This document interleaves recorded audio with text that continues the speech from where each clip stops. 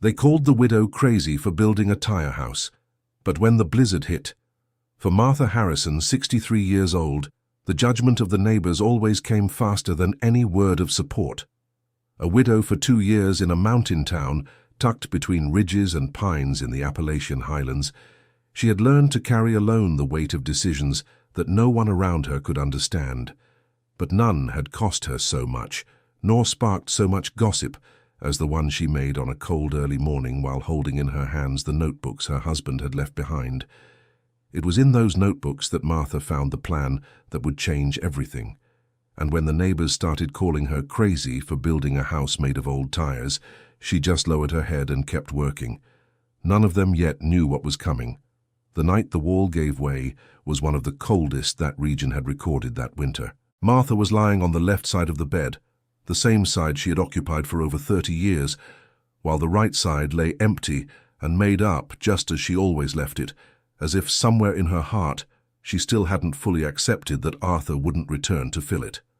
The noise came suddenly, a dull rumble that shook the floor and sent the dog jumping off the bed. Thunder, the golden retriever that Arthur had brought home 6 years ago as a puppy, barked 3 times in a row and ran into the hallway. Martha got up barefoot, turned on the light and followed the animal to the back room. The wall had collapsed halfway. Old cement blocks and damp plaster scattered across the wooden floor, the wind from outside pouring through the opening as if the house had nothing left to stop it. She stood at the door, looking at it, and the first thing she felt wasn't fear. It was exhaustion, a deep exhaustion that started in her bare feet on the cold floorboards and slowly rose to her chest. She lit the stove, made coffee and waited for dawn, sitting at the table with Thunder lying at her feet. There was no point in calling anyone at that hour. There was no one to call, at least not anyone who would come and fix the problem. The oldest son, David, lived in the big city 3 hours away. The middle daughter, Susan, had moved to the Gulf Coast with her husband years ago. The youngest, Stephen, was abroad working for a transport company. None of them would know what to do right away, and the truth was Martha didn't know either. When the mason came to assess the house the next morning, he took less than 40 minutes to give his verdict. Compromise structure, moisture in the foundations. The back wall was just the beginning. To renovate, nearly half the house would need to be rebuilt, and the amount he estimated was enough for Martha to understand there was no money for it. Her pension was small, and what Arthur had left had already been used in the previous 2 years to maintain the house and cover daily expenses. She thanked the mason with coffee and warm biscuits, sent him off with a calm smile, and closed the door. Then she sat on the living room couch and stared at the ceiling for a time she couldn't measure. Thunder climbed onto the couch beside her and rested his head on her lap, his brown eyes wide and attentive, as if he too knew something had to change. It was that afternoon that Martha entered her husband's room for the first time, with a purpose other than tidying his clothes and keeping things in order.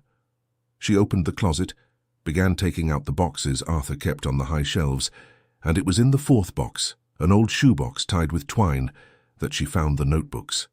There were 5 in all.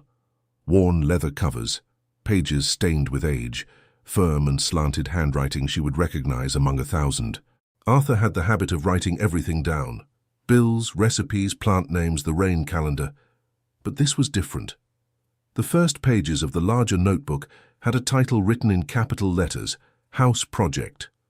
And below it, with the precision of someone who had studied the subject for years, there were drawings, measurements, calculations, and detailed explanations about a technique that Martha had never heard of.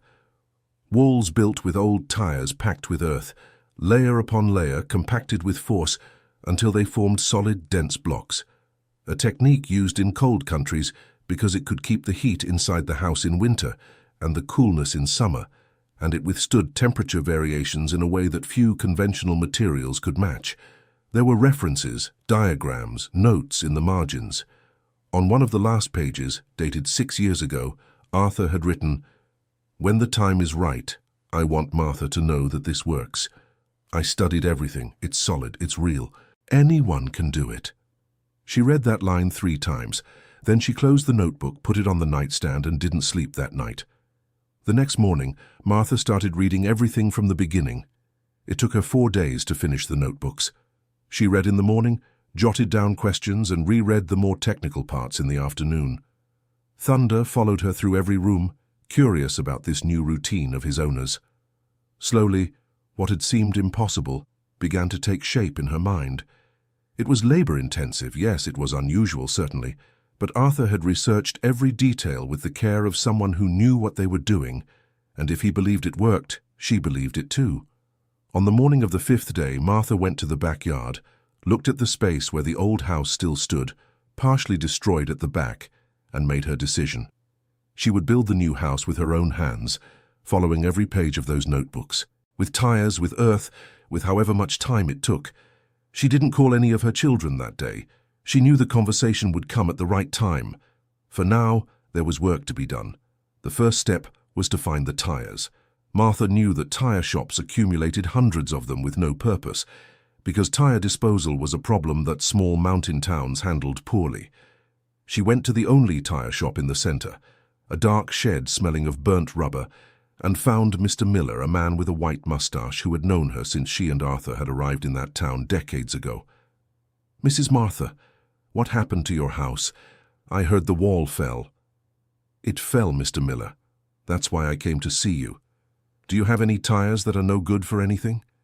He looked at her with an expression that showed he wasn't sure he had understood the question. "I've got a bunch. But what do you want old tires for?" "To build with," she said without further explanation. Mr. Miller scratched his head for a moment, but didn't ask anything else. He was a simple man who respected people for the history they carried, and Martha and Arthur's story in that town was long and spotless.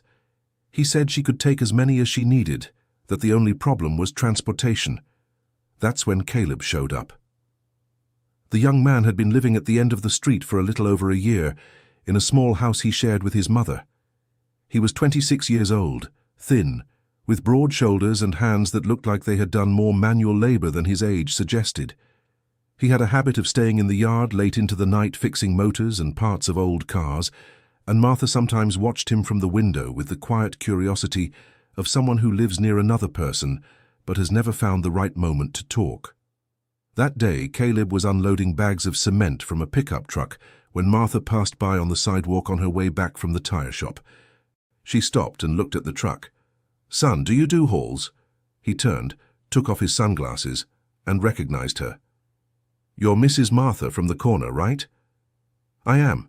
I need to pick up some things at Mr. Miller's tire shop. It pays well." Caleb nodded, without asking what the things were.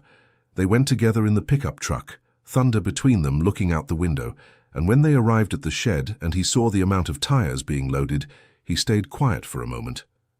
"What are you going to do with all this?" "A house." He didn't answer right away. He helped load the tires in silence, stacking them in the bed carefully. Only on the way back, when the pickup was already halfway there, he asked, "Do you already know how to do it?" "I have my husband's notebooks." "May I see?"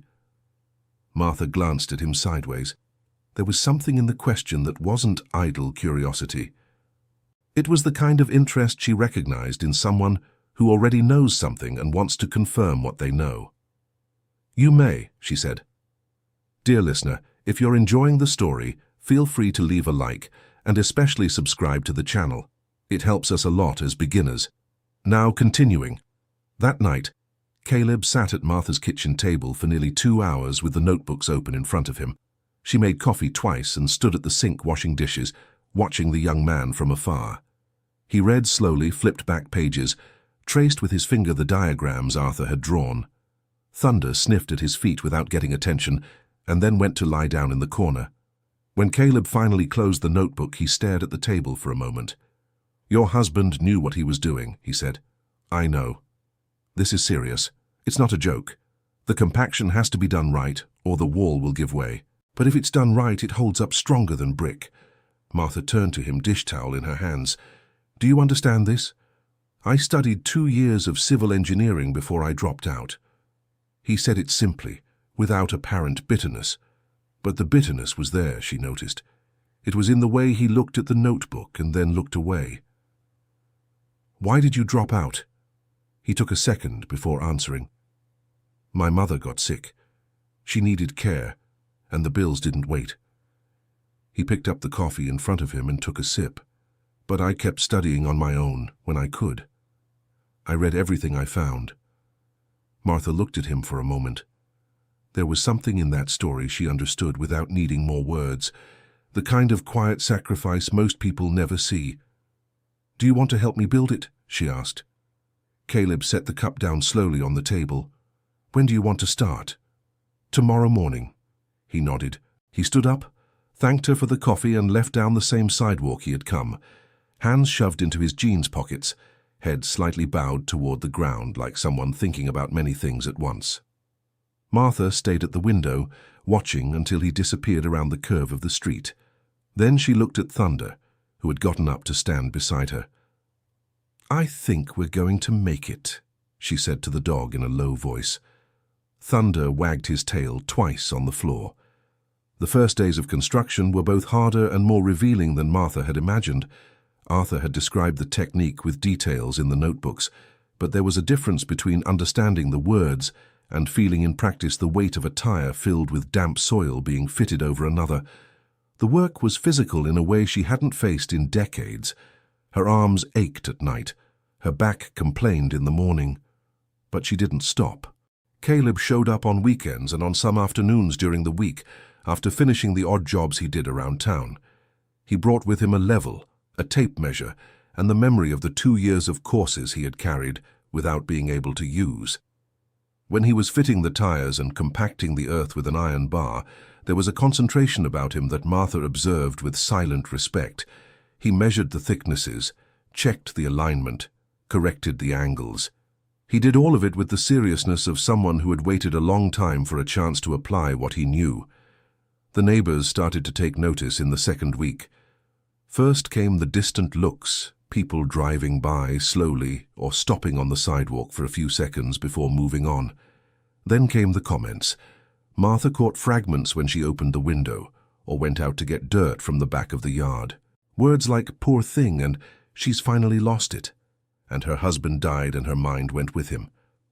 She listened, took a deep breath, and kept going. The one who talked the most was Brenda, David's wife. Martha knew this because Mrs. Gladys, a 68-year-old woman who lived across the street and had been a friend of Arthur's for many years, would come over and tell her the news without ceremony. "Martha, Brenda's been spreading it around that you're having an emotional breakdown over your widowhood," said Mrs. Gladys one afternoon, sitting in the chair she had brought from her own house to watch the work. She even mentioned it in the women's group at the parish. Martha stopped compacting the earth for a second. And what did the women at the parish say? Half agreed, half were curious. Mrs. Gladys paused. "I told them you were building a house." "And they believed you?" "2 of them came by here yesterday afternoon while you were in the yard. They stood looking through the fence for about 10 minutes and left without saying a word." Martha went back to work with a half smile on her lips. Brenda had always been a difficult presence in her life. It wasn't outright malice, but something more subtle and persistent. The way she looked at the old house always with an expression of someone assessing its value. The way she redirected conversations when David asked about his mother. The way she had suggested, right after Arthur's funeral, that it might be best for Martha to think about selling the property and moving to a smaller apartment in the big city. Martha had never given in to that suggestion, and the refusal had created a distance that years hadn't resolved. It was in the 3rd week of construction that David showed up. Martha heard him arrive by the sound of the car on the dirt driveway. She had her back to the gate, fitting the 5th tire of the 2nd row, and Thunder was the first to move, running to the gate with that impulse of someone who recognizes a familiar smell but isn't sure of the mood of whoever's coming. "Mom." She turned around. David had put on a little weight since the last time she had seen him, on the 1-year anniversary of his father's passing. 42 years old, hair starting to thin at the front, a closed-off expression he had inherited more from his grandfather than from his father. Brenda stood beside him with her arms crossed and the sunglasses she wore even on cloudy days. "David," Martha said, "I'm glad you came. There's coffee in the kitchen." "Mum, what is this?" he asked, looking at the rows of tires that were already forming something with the silhouette of a wall. It's the new house. A tire house. His voice rose a little without him realizing it. Mom, you're not okay. I'm fine. A little tired, but fine. Brenda took off her glasses and looked at the structure with an expression that mixed disbelief with something Martha recognized as satisfaction. The kind of satisfaction that appears on the face of someone who feels validated in an opinion they've held for a long time. Martha, this isn't safe, Brenda said. A tire wall won't support anything. You'll hurt yourself, or the structure will collapse, or the neighbors will complain to City Hall. The neighbors are already complaining about other things, Martha replied calmly. And the tires do hold up. There's a study about it in Arthur's notebook. The mention of her father made David close his eyes for a second. Mom, Dad is gone. His notebooks were his notebooks. You don't have to. I have to, she said simply.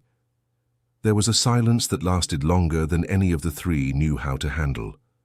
Thunder stood still beside Martha, watching David with that calm attention dogs have when they sense tension before people do. Come have some coffee, she said again, and started walking toward the old house. David and Brenda followed. The conversation in the kitchen went on for over an hour. David tried to argue patiently at first, then with a growing urgency, as Martha kept answering with calm and firmness. He talked about the cold, about safety, about the neighbors, about what people would think. She listened to everything, let him finish, and said she had made her decision and wasn't going to change it. You want me to be worried? He asked at last with a frustration that came more from being a son than a critic. I don't want you to be worried, she said. I want you to trust me. David left without saying when he'd come back. Brenda went with him without saying a word, which was, in a way, more eloquent than any words could be. Martha was left alone in the kitchen with the sound of the car driving away. Thunder rested his muzzle on her knee. She placed her hand on the dog's head and stayed like that for a while. It'll be fine, she said, but at that moment she was saying it for both of them. In the days that followed, David's absence weighed on her in a way she hadn't expected. It wasn't the first time they'd had a major disagreement, but it was the first since her husband's passing, and that context gave every word a different weight. Martha worked in the mornings and afternoons, packing down the soil in the tires with a metal rod, stacking the rows with the care Arthur had described in his notebooks, and at night she sat at the kitchen table, reading the notes over and over as if her husband's handwriting were company. There was a passage in one of the notebooks, written in smaller letters than the rest, that she kept coming back to. The construction worth doing always looks crazy before it stands. Whoever looks at the ground and sees a foundation is starting. Whoever looks at the ground and sees a hole has already given up. She repeated that under her breath as she worked. Thunder listened without understanding the words, but stayed close. In the fourth week, a new obstacle came from where she least expected it. Gregory Vance owned the general store 2 blocks from Martha's house, a 57-year-old man with a trimmed mustache who had arrived in that mountain town a decade earlier and built a decent business selling hardware and cleaning supplies. Martha knew he had tried to buy her land at least 3 times in the last 2 years, always at prices she thought far too low, and always with that manner of presenting the offers as if he were doing her a favor. She had turned him down all 3 times, and after the last refusal, Gregory had left through the gate, with an expression she hadn't liked, but had forgotten after a few days. It was Mrs. Gladys who brought the news one foggy morning. Martha, I heard something and I need to tell you because I don't want you to be caught off guard. They were on the porch of the old house, drinking tea as the fog wrapped around the pines at the back of the yard. Go ahead. Gregory is saying that Arthur left an old debt with him. He claims it's from a purchase of materials Arthur made about 12 years ago and never fully paid. And because of that, he says he has a right to part of the land. Martha set her cup down slowly on the table. How much does he say the debt is? I don't know the exact amount, but I heard him mention it to more than one person. Martha was silent for a moment. She knew her husband. Arthur had been a man of his word, losing sleep over an unpaid bill. The idea that he would leave a debt unresolved, was incompatible with everything she knew about him. But that wasn't enough. She needed proof. She spent 3 days rummaging through drawers, boxes, the bedroom closet, the rusty metal file cabinet in the service room. Arthur kept everything, every receipt, every invoice, every contract. The trick was finding the right one.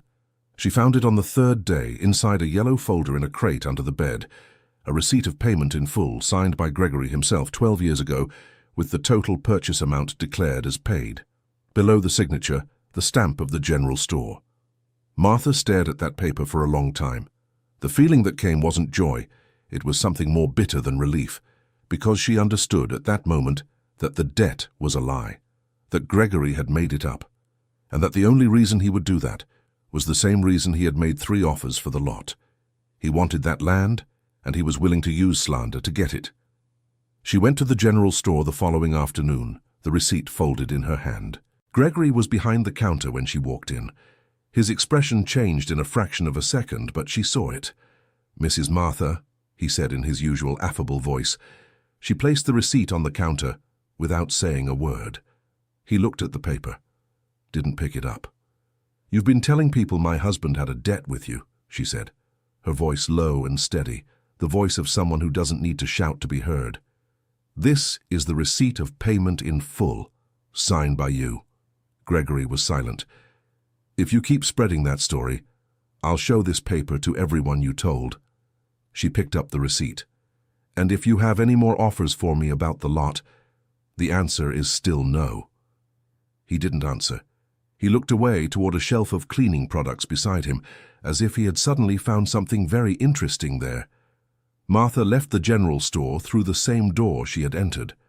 She walked down the sidewalk with Thunder at her side, head held high, shoulders relaxed.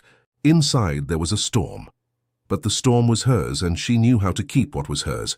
What she discovered in the following days, through Mrs. Gladys, who had a natural talent for gathering information wherever she went, was that Gregory had coached Brenda on the debt matter. The two families weren't close, but Gregory had spoken with David in a business context once or twice, and Brenda knew the wife of the parish general store. The connection was tenuous, but enough. Gregory had mentioned the supposed debt in the right company, knowing the information would reach the right ears. That hurt in a different way, because it meant that the pressure David had put on during the visit wasn't just a son's concern. It had been fed, at least in part, by a lie planted by a man who wanted her land. Martha didn't call David that night. She needed more time to think about how to tell him without it sounding like an accusation against her son's wife. The construction continued. On the afternoons when Caleb came to help, there was a form of communication between them that required few words. She passed the notebook to him when they reached a more technical part, and he read, measured, adjusted. Once she asked why he had chosen civil engineering and not another field. "My father built our house by himself," he said, without stopping to compact the dirt in the tire he was working on with his hands. "It took 2 years. I was by his side from the time I was 7, carrying materials, holding the level. When he finished, the house was still standing." "I guess I never forgot that." "And your father?" she asked. "He left when I was 17. He said it with the matter-of-factness of someone who had already made peace with an old pain. "But the house is still standing. My mother still lives there today."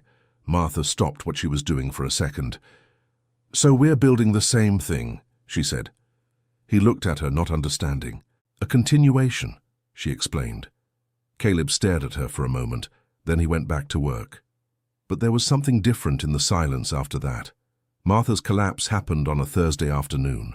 She had been working since 7 in the morning without stopping, driven by the determination to finish the 3rd row before the end of the day.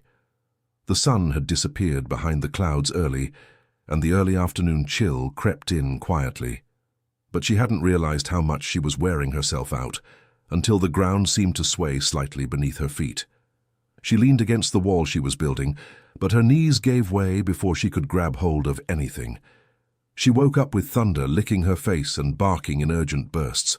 She was lying on the dirt of the backyard, the side of her face against the cold ground. For a second, she didn't know where she was. Then she heard running footsteps and recognized Caleb's voice calling her name. Mrs. Martha, Mrs. Martha, answer me. I'm fine, she said, her voice rougher than she intended. He helped her sit up, then get to her feet, carefully but firmly. He was pale. You need to go to the doctor. I don't. You passed out. I haven't eaten properly in a while, she admitted. He went to the kitchen and came back with a glass of water and the rest of a loaf of bread that was on the table.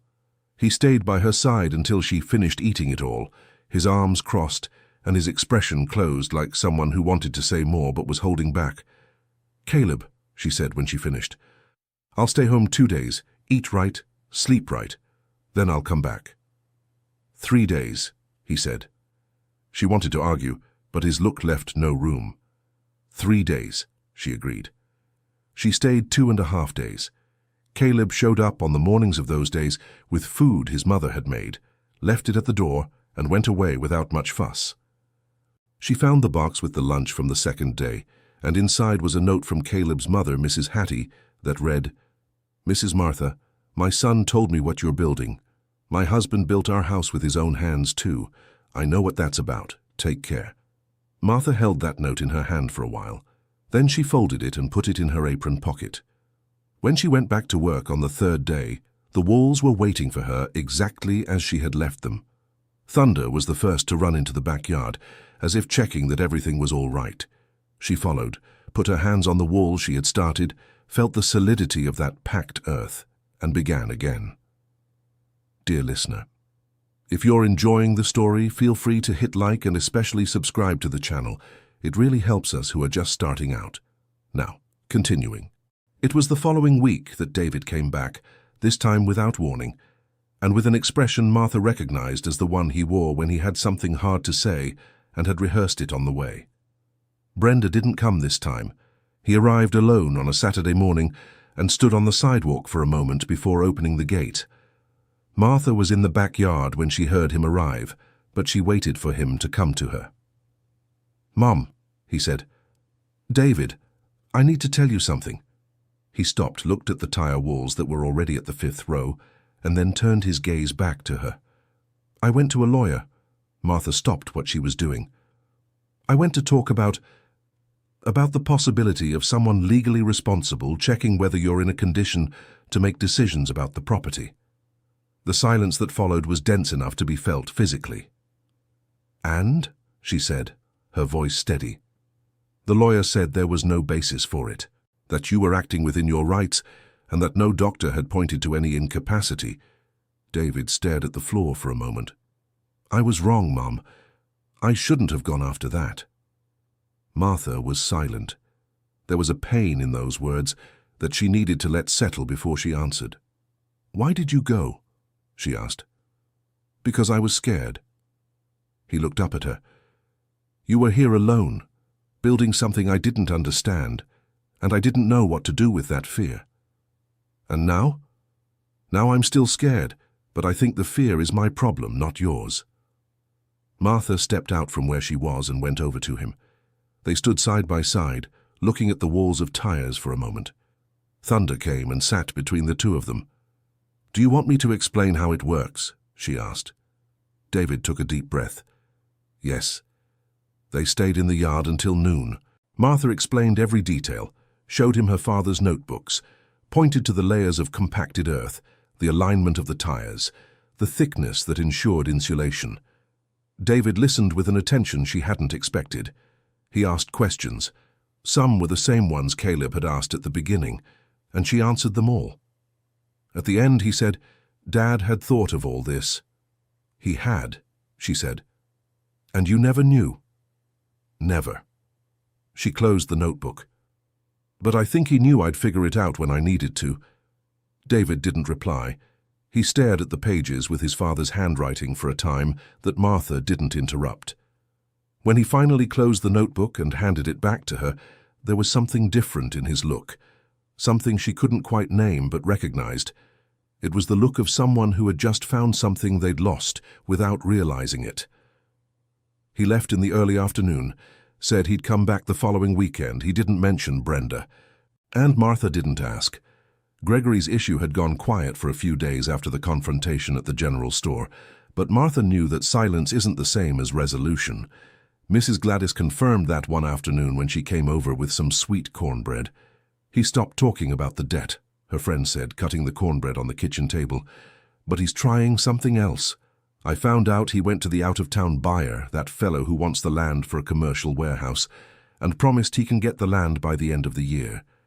Martha drank her coffee slowly. "He won't get it." "I know. But he's still trying. Be careful." What Martha didn't know was that Gregory had come up with a second strategy, and that second strategy showed up at her door in the form of Kimberly, a young journalist who worked at the regional paper and appeared one afternoon with a notebook and a smile that Martha recognized as too professional to be spontaneous. "Mrs. Martha, I heard about your construction. May I speak with you for a moment?" Thunder sniffed at the journalist before any greeting. Martha let the young woman in and showed her the yard, the notebooks, the technique. Kimberly took notes, snapped photos with her phone, asked questions that seemed technical but carried a subtext Martha caught clearly. She was looking for the story of the eccentric widow who had lost her mind with grief. Martha answered everything with precision and clarity. She explained the compaction technique, the principles of thermal insulation, the strength of the blocks. She showed the measurements, the calculations Arthur had left, and the ones she and Caleb had confirmed during the construction. Kimberly left with her notes. The article came out 3 days later. The headline read, "The Tire Architect. Widow bets on unusual method to rebuild destroyed home." The text wasn't cruel, but it had that tone of someone who finds it too curious to be taken seriously. There was a photo of the house under construction that made it look smaller and more precarious than it actually was.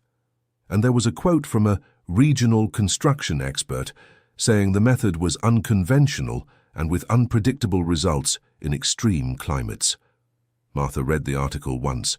Then she folded the newspaper and tucked it away in a kitchen drawer. "Why keep it?" Caleb asked when she told him. "Because one day she'll write another one, and I want her to see them both together." Caleb stared at her for a moment, then went back to work with that half-smile he rarely let slip. The construction expert cited in the article was, as Mrs. Gladys found out days later, an acquaintance of Gregory's. Not a real expert at all, but someone who had studied 2 semesters of a technical building course and was used to giving opinions whenever someone paid to hear them. Martha learned this and said nothing. She stored the information the way she stored receipts and notebooks, in silence, in the right place, waiting for the right time. It was on a Saturday morning, with the weak autumn sunlight slanting through the pines, that Mr. Samuel stopped his car in front of Martha's lot. Samuel Whitaker was 78 years old, with hair completely white, shoulders that still carried the posture of a man who had spent a lifetime doing heavy work. He had arrived in that mountain town more than 40 years ago, coming from the Gulf Coast with his family and little else, and had built his own house over the next 2 years with his own hands, helped by neighbors and the determination that necessity forces upon you. In that town, Mr. Samuel was a reference, not because he was rich or held any office, but because he was the kind of man people respect without needing to explain why. He got out of the car slowly, planted his cane on the ground, and stood looking at the tire walls for a time that Martha did not interrupt. She had noticed the car outside but kept working. Thunder went to the gate, sniffed the old man, and stayed quiet, his tail wagging slowly. When Mr. Samuel opened the gate and stepped in, Martha stood up and wiped her hands on her apron. "Mr. Samuel, what an honor." "Mrs. Martha." He greeted her with a nod, then turned his eyes back to the construction. "Can you show me the notebooks?" She went to fetch them. He read them sitting in the chair on the porch of the old house, his glasses perched on the tip of his nose, turning the pages calmly. Martha stood at the edge, waiting. Caleb, who had arrived half an hour earlier, kept working in the yard without making a sound. When Mr. Samuel finished, he closed the notebook, took off his glasses, and tucked them into his coat pocket. "Your husband knew what he was doing," he said. "That's what people tell me," she replied. "And you?" "I learned." He looked at her for a moment. "You'll need help with the roof beams. You can't do it alone." "I know." Tomorrow morning I'll come with the tools." Martha didn't answer right away. There was something in that offer that needed a second to be received. "Why do you want to help?" she asked. Mr. Samuel was quiet for a moment. Then he said, "Because your husband helped me once, many years ago, at a time when I needed it. I never had a chance to repay him while he was here." Martha turned her face away. She didn't want him to see the tears that came suddenly, too fast to hold back. "Can you stay for coffee?" she asked, her voice slightly different. "I can," he said. Mr. Samuel's presence at the construction site changed what the neighbors felt when they passed by. It wasn't immediate, but it was gradual. Those who respected him stopped talking about madness and started talking about construction when the subject was Martha's house. Some people who hadn't stopped before now lingered a moment longer, looked around, asked Mrs. Gladys discreet questions, and she answered with the satisfaction of someone who was in the know and knew it. Gregory saw that shift and stayed quiet for a few days, but Mrs. Gladys heard he had resumed conversations with the buyer from out of town, with more urgency than before. Martha knew the land was hers, the documents were in order, the debt had been refuted, but she knew the kind of pressure that money and interest create, and she knew she couldn't rest on the certainty that reason was enough. Then Caleb brought Justin. Justin was Caleb's childhood friend, had finished his civil engineering degree the year before, and was working for a construction company in the neighboring town. He came to visit Caleb one weekend, and Caleb brought him to Martha's construction site without warning, with an expression that was half pride and half nervousness. "He's going to take a look, Mrs. Martha, just to get a technical opinion." Martha watched as Justin walked through the structure. The young man was serious, careful, measuring the walls with tools he had brought in his backpack. He tapped the compacted surfaces with his knuckles, tested the firmness of the joints, checked the leveling. He stayed silent for a time that seemed longer than it was. When he finished, he turned to Martha and Caleb, who were waiting outside. "The compaction is excellent," he said. "The wall thickness is above the minimum I've seen for this type of technique. Thermally, these walls will hold heat better than any common brick I've seen around here." He paused. "Whoever designed this knew exactly what they were doing." "My husband," Martha said. Justin nodded with respect. "And whoever's executing it," he looked at Caleb, "knows too." Caleb looked down at the ground, but she saw what crossed the young man's face in that second. It was something that took time to settle, and once it settles, it doesn't go away. Martha stored what Justin had said the same way she had stored the paid receipt and her husband's notebook entry, with the awareness that a time would come when it would need to be said out loud. The house was finished on an early winter morning. There was no party, no speech. There was Martha, Caleb, Mr. Samuel, Mrs. Gladys, and Thunder. They stood at the entrance for a moment, looking at the structure that had begun as rows of tires on the dirt and was now a real house with solid walls, small windows that looked like open eyes to the yard, a rustic wooden door that Mr. Samuel had helped fit, and a chimney that Arthur had described in the notebooks as necessary for the central wood stove. Martha was the first to enter. The inside smelled of earth and new wood. She went to the center of the room, lit the wood stove that had been installed 2 days earlier, and stood still as the heat began to spread through the space. It was a different kind of heat, not the pinpoint heat of an electric heater, but something more encompassing, coming from the walls and wrapping around the entire room. Thunder came in behind her, circled the space once, and lay down in the corner closest to the stove, as if he knew that was the right spot. "It worked," said Caleb, standing at the entrance. "He knew it would work," Martha replied. Mr. Samuel came in last, leaned his cane against the wall, and stood looking at the roof they had raised together. Then he said quietly, almost to himself, "Well done, Arthur." No one answered, but everyone heard. Dear listener, if you're enjoying the story, take a moment to leave a like and especially subscribe to the channel. It really helps us who are just starting out. Now continuing. The first weeks in the new house were the quietest Martha had lived since her husband's departure, and this time the silence was good. She slept in the room she had improvised with the old bed, woke up with the sun coming through the small window, lit the stove, made coffee. Thunder developed his new routine with that natural adaptability of dogs, finding his favorite corners, establishing his routes, learning where the light hit best in the middle of the day for a peaceful nap. David came to visit her 2 weekends after the work was finished, this time without Brenda again, and Martha noticed that without commenting. He walked through the house carefully, knocked on the walls with his knuckles the way Justin had done, stood still for a while in the living room, feeling the warmth the walls radiated. "It's warm in here," he said, with genuine surprise in his voice. "Your father calculated the right thickness."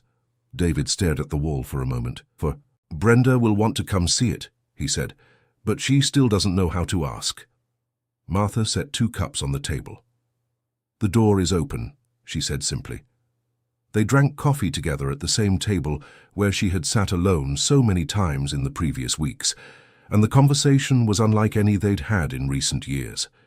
David asked about the notebooks, about his father, about the things Arthur had written that she had never told. She answered slowly, choosing the stories with care, those she thought he needed to hear. At one point she went to the drawer and picked up one of the notebooks. She opened it to a page she had marked with a scrap of paper. "Look what he wrote here," she said, handing it to her son. David read in silence. It was a paragraph about building, but not about walls. It was about children, about the fear Arthur felt that his oldest son would grow up thinking being strong meant never making mistakes, about how he had wanted to say that out loud many times and hadn't found the words. David's eyes stayed fixed on the page for a long time. When he looked up, there was something in his eyes that he didn't try to hide. "He never told me that," the son said. "I know," she replied, "but he wrote it." The blizzard began to give signs 3 days before it arrived. The wind changed first. It took on that different quality that those who live in high-altitude regions know, drier and more cutting than usual, able to cut through clothes in a way ordinary cold cannot. Then the sky gradually lost its color, from a deep blue to an increasingly closed gray, until even the clouds stopped having shape and turned into a uniform low blanket over the pines. Mr. Samuel went to Martha's house one of those afternoons and stood in front of the structure for a good while. "How much firewood do you have?" he asked. 2 meters long. Why?"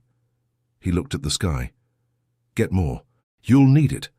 She went the next day to the man who sold firewood 3 blocks away and bought as much as the yard could hold. The seller was serving more people than usual, and she heard folks talking about the weather forecast that had come on the radio. Heavy snow. Possibly the biggest blizzard the region had seen in decades.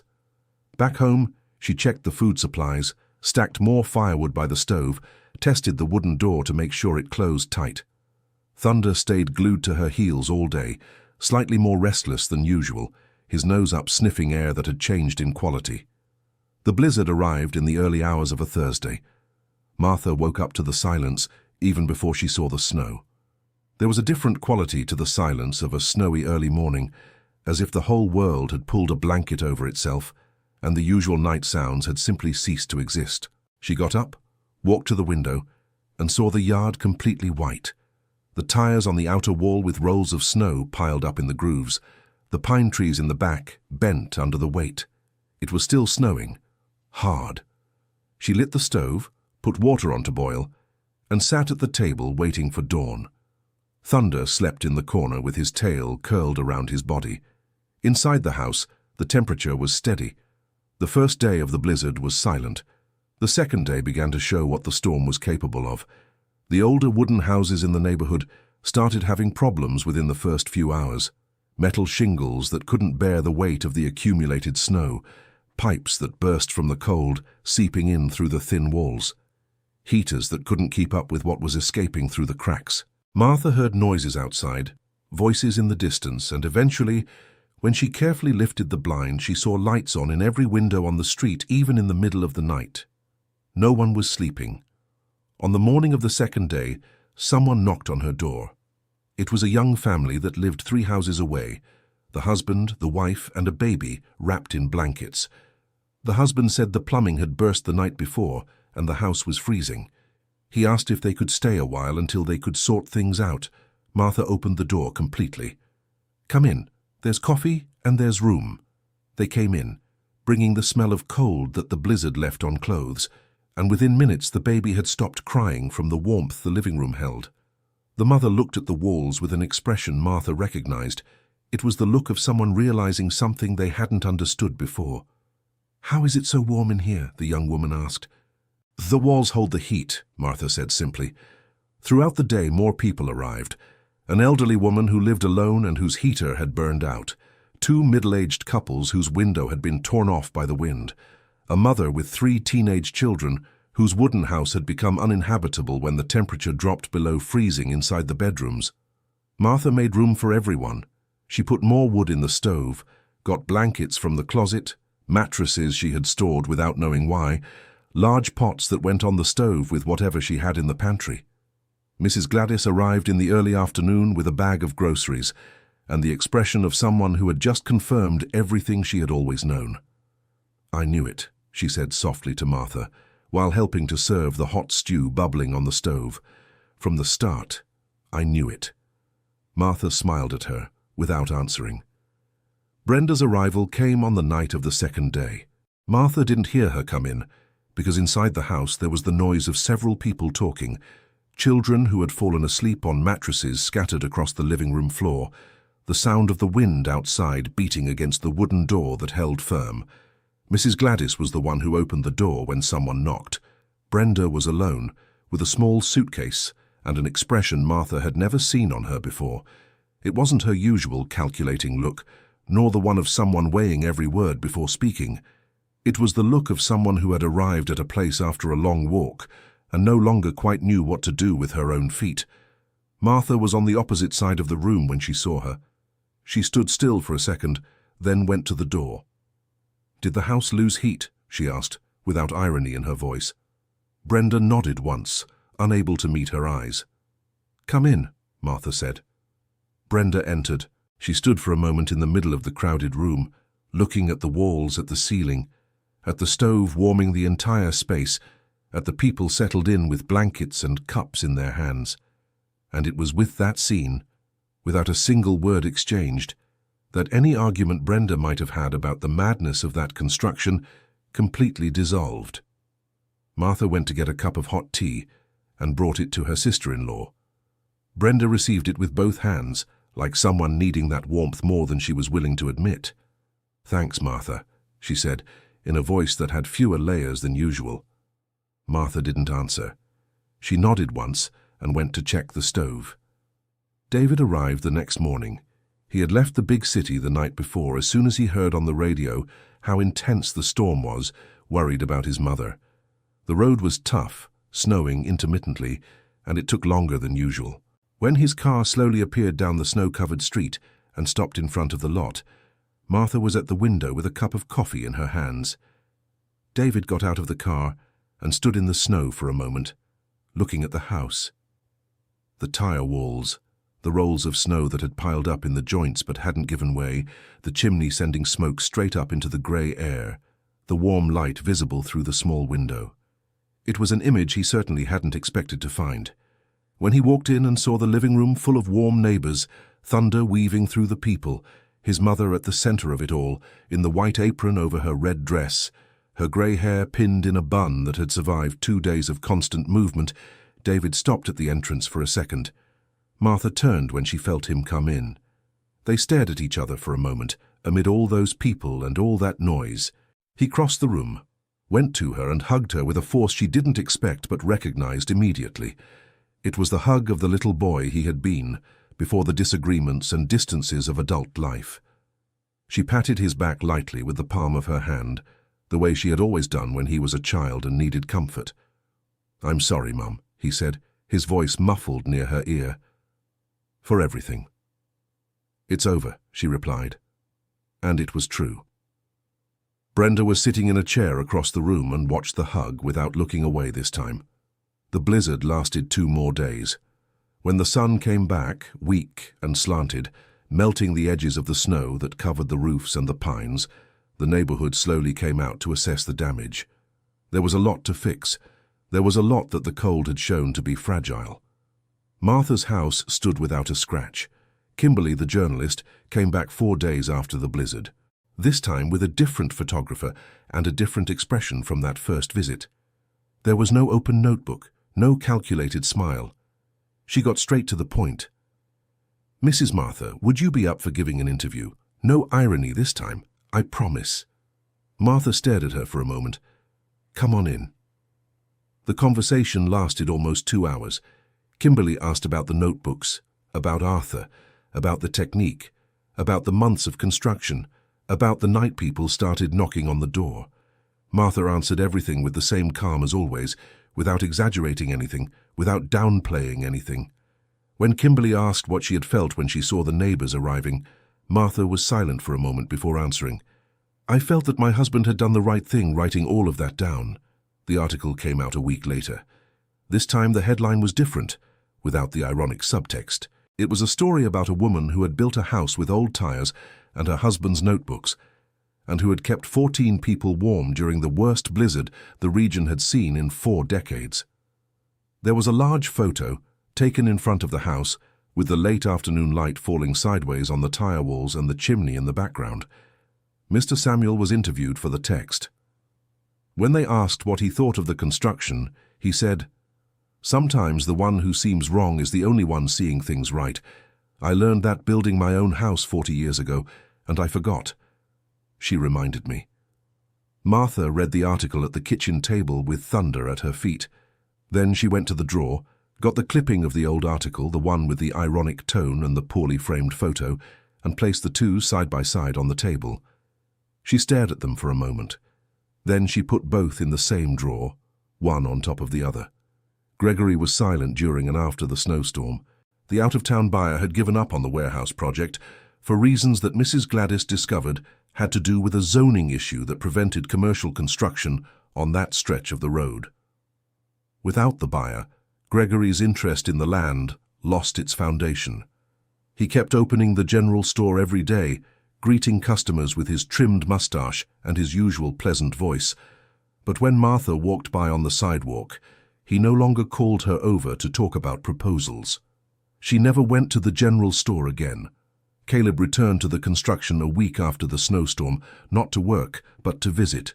He stood in front of the house for a while, looking at the walls that had withstood everything without giving way. "How is your mother, Caleb?" Martha asked from the doorway.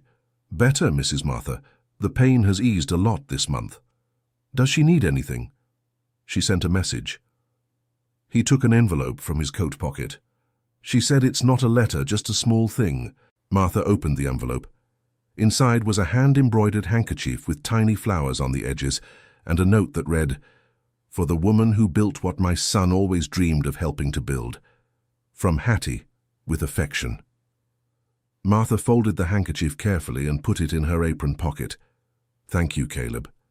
He nodded, stayed a moment longer, looking at the walls with that look of someone storing something up to take away. "I'm going back to school," he said, without her having asked. "I know," she replied. He looked at her, surprised. "How did you know?" "Because you have the same look your father must have had when he looked at the house he was finishing." Caleb didn't answer. But what crossed his face in that second was the kind of thing that doesn't need words. David stayed 3 more days after the snowstorm. He helped check the house's structures, fixed a leak in the outdoor pipe, slept in the guest room that Martha had set up with the old bed and a wool blanket that had belonged to Arthur. One of the nights, while they were having tea together after dinner, he asked, "Did you know it was going to work? From the start?" Martha thought before answering. "I knew that your father knew," she said, "and I trusted him more than anything people said." David stared at his cup. "I should have trusted you more." "You trusted when it mattered," she said. "You came back when I needed you." He nodded, but there was still something weighing on him. Martha waited. "Brenda wants to talk to you," he said finally. "She doesn't know how to bring it up, but she asked me to tell you." Martha was quiet for a moment. "She knows where I live." "She does. And the door is open." David looked up at her. In that look was the same mixture she had seen when he read his father's notebook. Gratitude and something that took time to name, but that was close to relief. The relief of someone who realizes that the distance between two people wasn't irreversible. When he left the next morning, Martha stood at the entrance of the house watching the car disappear down the road covered in snow that was starting to melt at the edges. Thunder stayed beside her, sitting in the snow, looking in the same direction. After a moment, she turned her face to the sky. It was snowing again, lightly, tiny flakes falling without weight. She raised her hands as if checking for rain, and the flakes landed on her open palms and melted in seconds from the warmth of her skin. Thunder barked once upward, as if he too wanted to understand what it was. "The worst is over, Thunder," she said. The dog looked at her with those brown eyes that always seem to understand more than they should. Then he turned back to watch the road, his tail wagging slowly in the cold air. Martha stayed like that for a moment longer, hands open to the sky, feeling the cold and the silence and the weight of everything that had happened in the past few months settle. The grief that had sped everything up, the fear that had tried to stop her, the distrust, the slander, the exhaustion, the days of doubt when her back ached and the voices outside were louder than her own. And then the tires, the dirt, Arthur's hands on the notebooks, Caleb's hands on the fittings, Mr. Samuel's hands on the ceiling beams. She hadn't built a house alone. She had built it with everyone who had stayed by her side, even without knowing that was what they were doing. And she had built it with Arthur, who had left the notebooks at the exact moment she would need them, who had researched every page without knowing when it would be for, but knowing that it would be. She stepped back inside the house, closed the wooden door behind her, and felt the warmth of the walls envelop the whole place just as it had since the first day. Thunder went straight to his favorite spot by the stove, circled once, and lay down with a satisfied sigh that she found more eloquent than any words he could have spoken. She went to the table, opened Arthur's notebook to the last page with writing, the one she had read dozens of times since she found it, and read it once more. "Every true building begins when everyone around you thinks you're wrong." She closed the notebook, placed it on the shelf she had fixed into the tire wall, and went to make coffee. The house was standing. Brenda came 2 weeks later on a Saturday afternoon without warning. Martha opened the door and greeted her with the same gesture as always. No questions, no reproaches. They drank tea at the table for nearly an hour before anything important was said. Brenda spoke first. "I shouldn't have done what I did," she said, her eyes on the cup. "Any of it. The conversations, the story about the debt, everything." Martha didn't answer right away. "Why did you do it?" she asked, not with accusation, but with the genuine curiosity of someone who wants to understand. Brenda was silent for a moment. "Because I thought you were destroying the life David needed you to help him keep," she paused, "and I didn't want him to have to carry that." "You were afraid for his son," Martha said. Brenda looked up, surprised by how she had put it. "Yes," she said softly. "I understand that fear," Martha said. "But it wasn't the right fear, and the way you chose wasn't the right way." "It wasn't," Brenda agreed. They were silent for a moment. "The door is still open," Martha said finally, "but it won't work if it's only in a crisis. It has to work on normal days too." Brenda nodded. When she left that afternoon, Martha stood at the window watching her daughter-in-law cross the street back to the car, her shoulders a little less rigid than when she had arrived. It wasn't a complete resolution. It was a beginning. And beginnings were, after all, what that woman understood best. The months that followed were the most peaceful Martha had lived in a long time. The house worked exactly as Arthur had calculated. In winter, the cold outside couldn't get in the same way it did in the other houses in the neighborhood. In summer, when the heat arrived, the inside stayed cooler than most of the neighboring houses. The people who had taken shelter during the blizzard came back a few times, not out of need, but for a reason harder to name. Maybe it was gratitude, maybe curiosity, maybe the kind of connection that forms between people who have been through something intense together. The family with the infant started visiting regularly. The elderly woman who lived alone began coming by for coffee on Wednesdays. Mrs. Gladys kept showing up more often than ever, always with something to eat and always with some bit of news she'd picked up around town. Mr. Samuel stopped by a few more times, always by car, always stepping out slowly with his cane. Sometimes he'd stay only a little while, just to see how things were, as if checking the sturdiness of that structure was also a way of checking something inside himself. Caleb started the process of re-enrolling in his engineering program 2 months after the blizzard. He came to tell Martha in person, one afternoon when she was in the yard tending the small flower bed she had decided to plant beside the house. "I got a scholarship," he said in that straightforward voice of his. "Half the tuition. I'll cover the rest with side jobs." "And your mother?" "Mrs. Gladys said she'll come by to help when I'm in class." Martha smiled. "Mrs. Gladys said that?" "She said you asked her to." She went back to the flower bed without answering, but the smile lingered. Caleb stood there a moment longer, looking at the house. "You know what I'm going to do when I graduate?" he said. "Tell me." "I'm going to design this kind of building for real, with the right calculations, the right materials, for people who don't have the money to build the conventional way." He paused. "Your husband was ahead of his time, Mrs. Martha." "I know," she said, "but sometimes the right time for an idea isn't when it first appears. It's when someone has the courage to make it real." Caleb looked at her for a second. Then he nodded, like someone receiving something they'd hold on to. It was on a spring morning that David showed up with Brenda, the two of them together, with no visible tension between their shoulders. Martha greeted them in the yard, where there were new plants in the flower bed, and Thunder was sleeping belly up in the sun. David went straight to where she was without preamble. "Mum, do you still have all of Dad's notebooks?" "I do. I want to digitize them, scan every page, save them in a folder on the computer, so nothing gets lost." Martha looked at him for a moment. "Why now?" "Because I want to preserve what he wrote." He paused. "And because I think more people should be able to read it." She was silent for a second. Then she went inside, got the 5 notebooks, and set them on the kitchen table. "You can take them, but bring them back." David took the notebooks with a care she recognized, the same care with which she had read those pages for the first time, that afternoon when she discovered what his father had written about him. Brenda, who had stayed quiet by the door, looked at the notebooks and then at Martha. "That's a lot," she said. "He wrote for many years," Martha replied. There was something in that sentence that needed no further elaboration. Brenda nodded slightly, and Martha accepted that nod for what it was, a small, honest acknowledgement. Later that same afternoon, after David and Brenda had left with the notebooks, Martha stepped out to the front of the house with Thunder. The spring sun was higher than it had been in months, and the pines at the back of the yard looked a different color when the light hit them this way. She stood still, looking at the house.